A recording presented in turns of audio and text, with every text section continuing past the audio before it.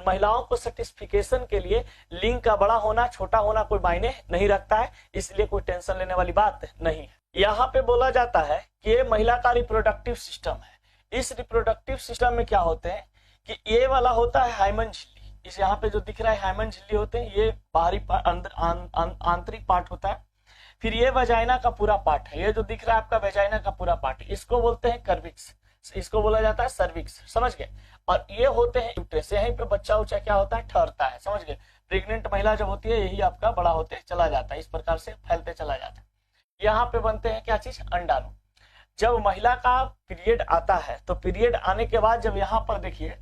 ये क्या होता है, यहाँ पे अंडाणु बने, यहाँ पे अंडाणु बने। अब ये अंडाणु का होता है फ्लेवियन ट्यूब में आता है फिमरी के मदद से, ये होते हैं आपका फिमरी, फिमरी के मदद से फ्लेवियन ट्यूब में आ गया। अब फ्लेवियन ट्यूब में जब आता है तो यहाँ पर क्या करता है कि फ्लोपियन ट्यूब में इंतजार करते रहता है कि कोई पुरुष का शुक्राणु आए, और जैसे ही पुरुष का शुक्राणु जाता है तो इसमें क्या होता है, निषेचन की क्रिया होती है, और निषेचन की क्रिया होने के बाद ये कहाँ पे पहुंच जाता है, यूट्रस में, और भ्रूण का निर्माण करना शुरू कर देता है। लेकिन अगर कोई महिला को पीरियड आया, पीरियड आने का मतलब क्या है वो समझ, जब कोई अंडाणु होता है ये फ्लोपियन ट्यूब में पहुंच जाते हैं अंडाणु, और यहां से अंडाणु क्या करता है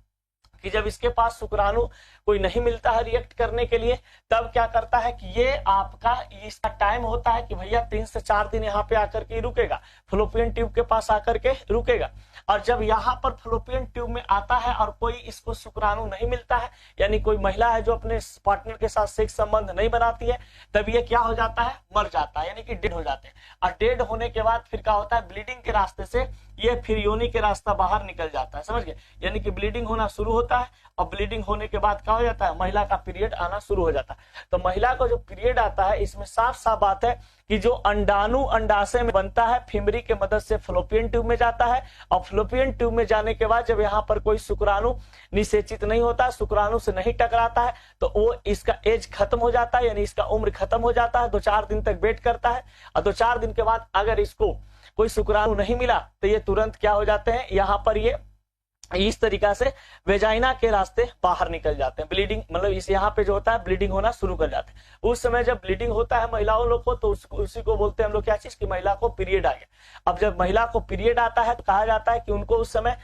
सेक्स इच्छा अंदर में जागृत हो जाती है, सेक्स इच्छा क्या हो जाती है, जागृत हो जाती है, क्योंकि उनके शरीर में एस्ट्रोजन और प्रोजेस्टेरोन हार्मोन की संख्या काफी मात्रा में बढ़ जाता है, क्योंकि नया अंडाणु बनने को तैयार होने लगता है। क्योंकि यहाँ पे अब जैसे इधर बन चुका है तो अब इधर बनना शुरू होगा अगला महीना, तो इधर जब आपका अंडाणु बनना शुरू होता है तो उनके महिला के शरीर में एस्ट्रोजन और प्रोजेस्टेरोन हार्मोन क्या हो जाते हैं, ज्यादा बनना शुरू हो जाते हैं, जिस कारण से क्या होता है कि उस महिला को ज्यादा मतलब सेक्स इच्छा जागृत होती है। अब बहुत ज्यादा कुछ लड़के होते हैं जो कहते हैं क्या चीज, लड़का ज्यादा टेंशन में रहता है कि हमारा लिंग छोटा है। अब मान लीजिए कि महिला को हम ज्यादा सेटिस्फाइड कर पाएंगे कि नहीं कर पाएंगे, या मान लीजिए कि जिन पुरुष का लिंग छोटा होता है वो संकोच में रहते हैं कि अपनी वाइफ को हम सेटिस्फाइड कर पाएंगे कि नहीं, या सेटिस्फाइड नहीं होती है, समझ गए, महिला कुछ नहीं बोलती है, इसका मतलब। तो देखिए सेक्स लाइफ में कहा जाता है कि सेटिस्फिकेशन के लिए कोई लिंग का बड़ा होना या छोटा होना कोई भारी चीज नहीं है, समझ गए। अगर आपके पास कहा जाता है कि लिंग का आकार, यानी कि लिंग का आकार अगर नॉर्मल भी है, अगर भारत की बात हम करते हैं तो भारत में मैक्सिमम कहा जाता है क्या चीज, कि 4 से 5 इंच, 4 से 5 इंच तक के मानव जितना भी भारतीय पुरुष होते हैं, भारतीय पुरुष में 4 इंच से लेकर के 5 इंच तक के ही माना जाता है कि उनका क्या है, ज्यादा रेशियो में होता है, समझ गए। लिंग का जो साइज होता है वो 4 से 5 इंच ही होते हैं, समझ गए। अब इससे बहुत ज्यादा कंफ्यूज रहते हैं कि हमारा 4-5 इंच का लिंग है तो हम अपने पार्टनर को के साथ सेक्स संबंध बनाते हैं तो हो सकता है कि वो सेटिस्फाइड ना हो या किसी प्रकार का समस्या हो, तो ऐसा कोई दिक्कत नहीं होता। मतलब कि सेक्स सेटिस्फिकेशन के लिए लिंग का बड़ा होना या छोटा होना कोई मायने नहीं रखता है, बस आपका जो उसका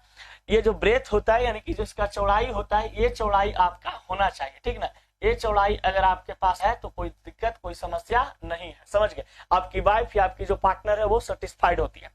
लेकिन बहुत सारे पुरुष हैं जो यहाँ पे इस टाइप के हो जाते हैं, जैसे बहुत सारे लोग हस्त मैथुन करते हैं, तो हस्त मैथुन करने में क्या होता है कि लिंग का जो चौड़ाई होता है वो घट जाता है। अब लिंग का चौड़ाई जब घटता है तो वो ज्यादा मतलब कि वो करते हैं कि सर हम अपने पार्टनर के साथ मिले, अपनी गर्लफ्रेंड के साथ मिले, लेकिन हम उनको सेटिस्फाइड नहीं कर पाए। इसका मतलब ये है तो इसका मतलब ये नहीं है कि आपका लिंक छोटा है, आपका लिंक का जो आकार है वो सही है, किसी प्रकार का कोई दिक्कत नहीं है, औसतन 4 से 5 इंच सबका होता है, ठीक है। लेकिन इसका जो साइज मेंटेन आप किए हैं चौड़ाई में, इसको बस आपको मेंटेन करना है, ठीक ना। और महिलाओं को सर्टिफिकेशन के लिए लिंक का बड़ा होना छोटा होना कोई मायने नहीं रखता है, इसलिए कोई टेंशन लेने वाली बात नहीं है।